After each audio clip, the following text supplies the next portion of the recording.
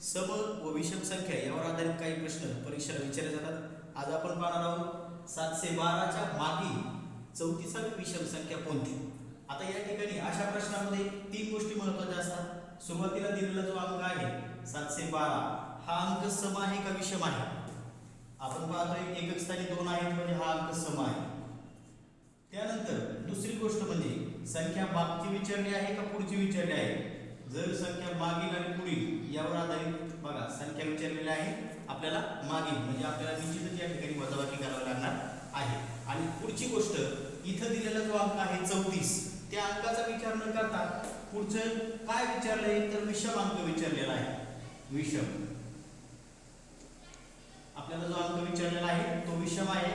आता इथं 34 जरी सम असतील तरी विचारले काय 34वी विषम संख्या कोणती असा प्रश्न आहे। आता अशा वेळेस काय करायचं तर सर्वात आधी पहिली स्टेप समोर दिलेला जो अंक आहे त्या अंकाला 2 ने गुणून घ्यायचं म्हणजे त्याची डबल करायची 34 दुनी 68 68 हे झाले पहिली स्टेप। आता आपल्याला पुढचा पॉइंट महत्त्वाचा आहे। या ठिकाणी दोन वेगवेगळ्या स्थिती आहेत। इकडे सम संख्या आहे आपल्याला काढायला सांगितलेली आहे विषम संख्या।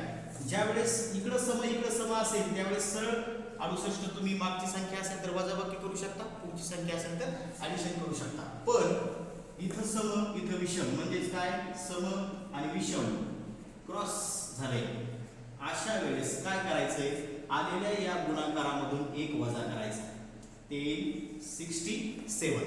आता हे जे 67 आलेले आहे हे 67 आता आपल्याला तिसरा पॉइंट महत्त्वाचा आहे संख्या मागील विचारलेली आहे म्हणून 712 वजा 67 आपलं उत्तर येईल पहा 712 मधून 67 वजा केले की उत्तर येईल 645।